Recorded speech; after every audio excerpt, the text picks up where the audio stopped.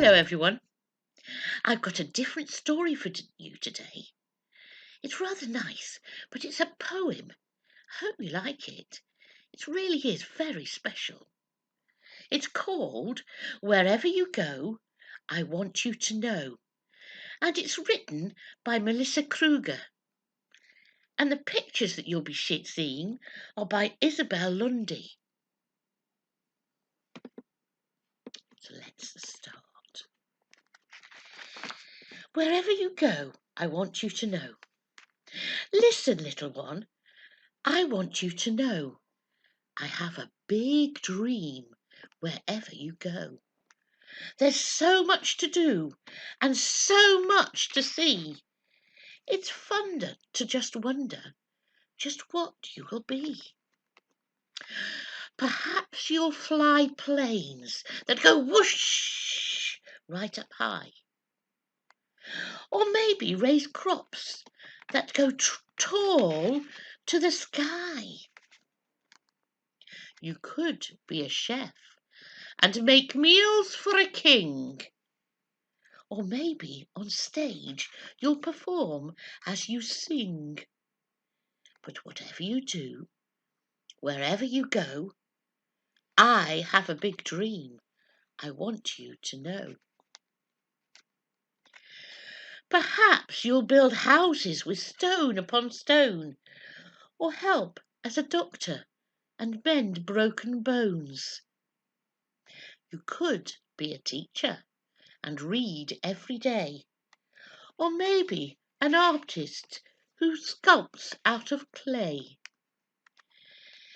If you sing or you cook, if you farm, teach or fly, if you know all about the stars in the sky, whatever you do, wherever you go, I have a dream I want you to know.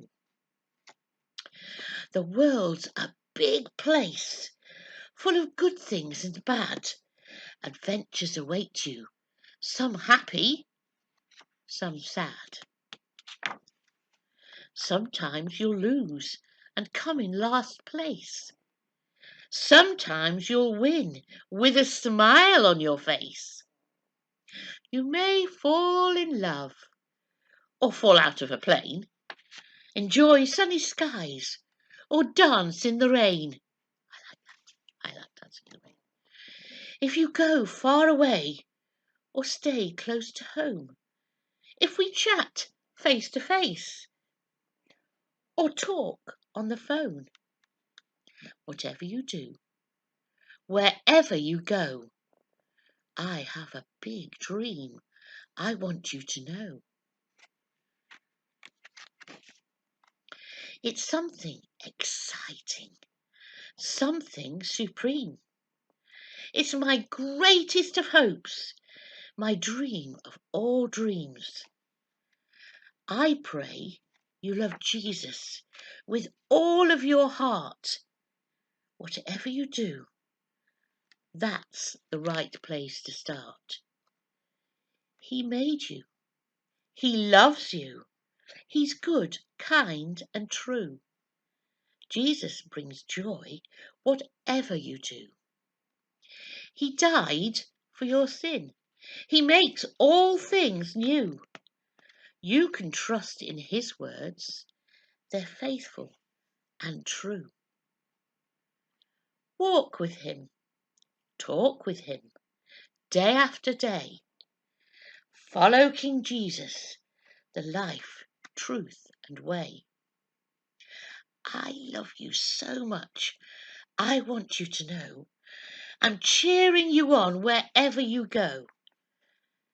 And whatever you do, wherever you start, I pray you love Jesus with all of your heart. Isn't that a wonderful poem? And it's true. I wonder how many of you have an idea as to what you want to do when you grow up and you get a job. I wonder if any of you will be a pilot flying planes, or train driver driving trains. Maybe you'll be an archaeologist and digging up bones. I don't know. It's just such a wonderful thought that we've all got ideas and dreams about what we want to do in the future. I hope that some of you might even consider following the career that I have and become a teacher. But whatever you do, wherever you go, just know that Jesus loves you and he wants you to succeed in everything. Isn't it brilliant? Lovely story. Okay, now we have another quiz. I think it's Steve again. Another quiz will be fun. Enjoy. See you soon. Bye. Hi, boys and girls. Oh, yet another fantastic Sunday morning story for our kids' time. Thank you so much to all of you who keep bringing in these wonderful stories. You might remember last week in our game quiz, I used a lot of cards with different numbers on. And the questions were all about different numbers. Do you remember? Number 4, I said, can you think of any animals that have 4 legs? There were loads of them, weren't there? Well, this week I'm using the numbers again, but the questions are different. Okay, so the numbers are the same, and the questions are going to be about something to do with the number on the card. I think it'll all become clear. Here we go. Here's number 6. Number 6 is the question. The Bible says that God created the earth and the heavens and the planets and everything on the earth in just 6 days. Can you remember on which day, the first, second, third, fourth, fifth, or sixth, which one of those days was man created? Mankind, people.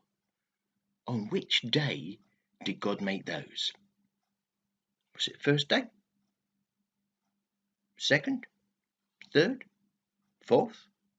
Fifth? Or sixth? What do you reckon? Any ideas out there? I think some of you have got it. It was on the 6th day.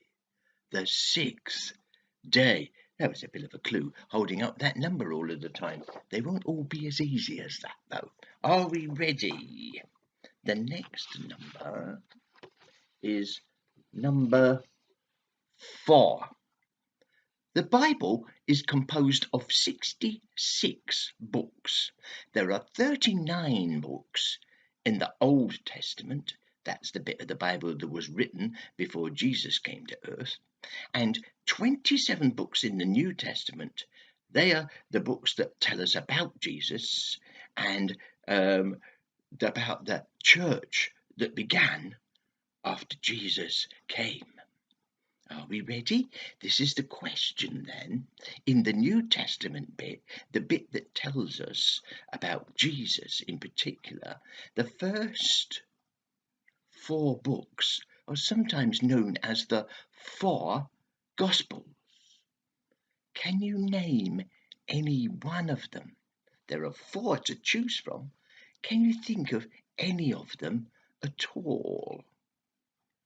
It's hard, isn't it, that? But there's 4 answers to come up with. You only need one. Shall I tell you? Okay. The first 4 books, the 4 Gospels in the New Testament are Matthew, Mark, you know it now, don't you? Luke, and John. I wonder if you got any of those. The next question is about number 8. The Bible tells us that God got so upset with how wicked and naughty and disobedient the people on the earth were, he decided to flood the world.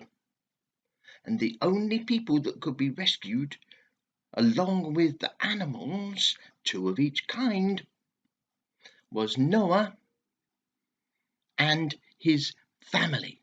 God told him to build a great big boat.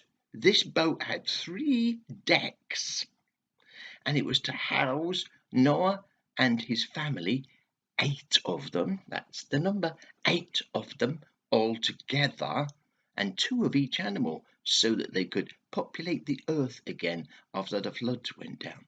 But what do we call that boat? We don't say it's Noah's boat. It's Noah's...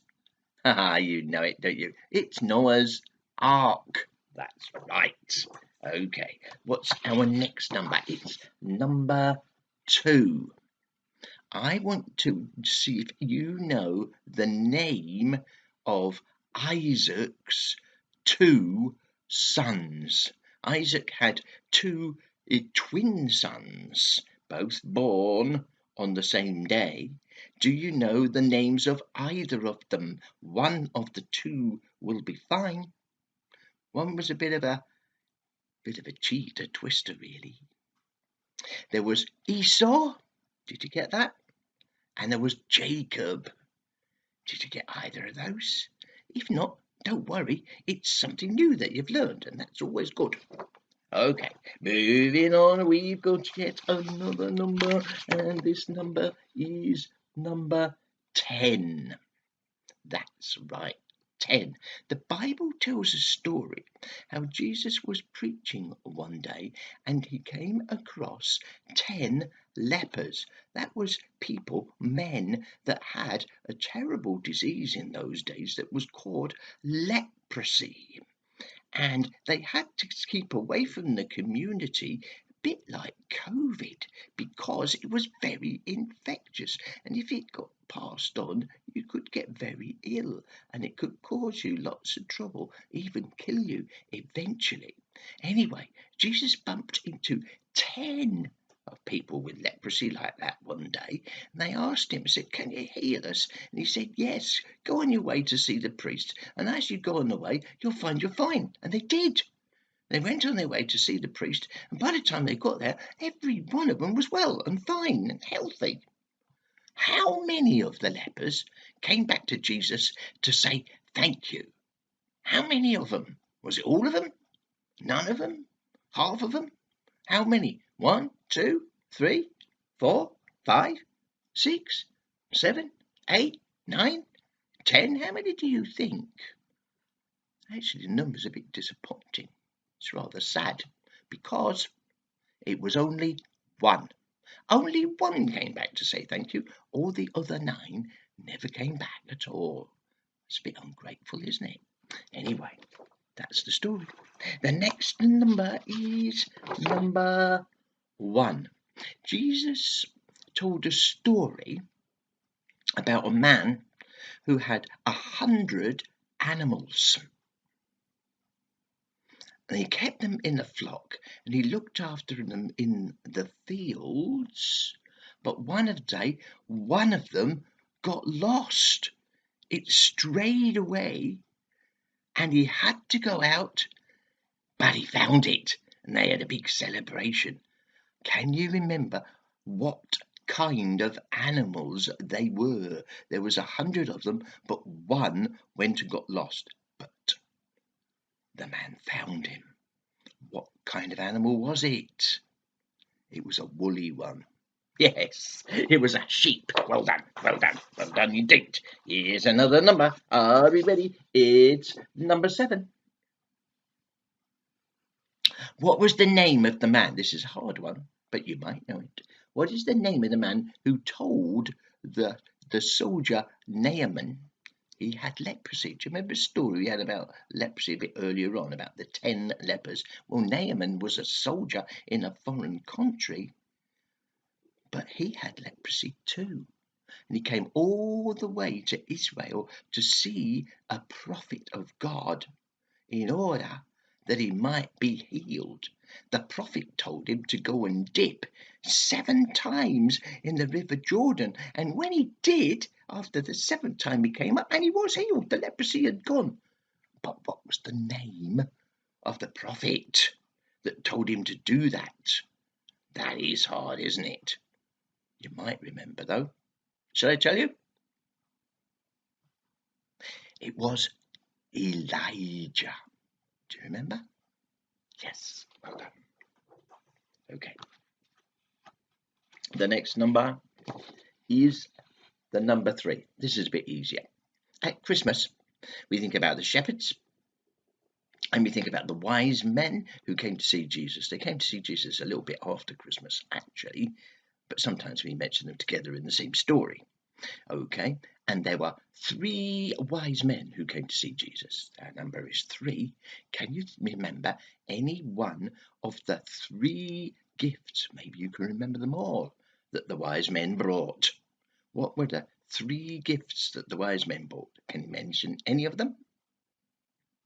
I can see your brains ticking over. Ah, yes, gold was one. Frankincense was another. And another one was myrrh. Do you remember? Gold, frankincense, and myrrh. We've arrived at our last question, and it's for the number 5. Can you tell me the name of the boy that took 5 smooth stones out of a stream ready to use in his sling? But he only actually needed one of them. And with that stone he killed the giant Goliath. Who was the boy? What was his name? He became king some years later, and his name begins with a D, a D. Can you remember? You can, yes, it's David. Well done. That's all we've got time for today. But this is Steve saying, until next Sunday, bye for now.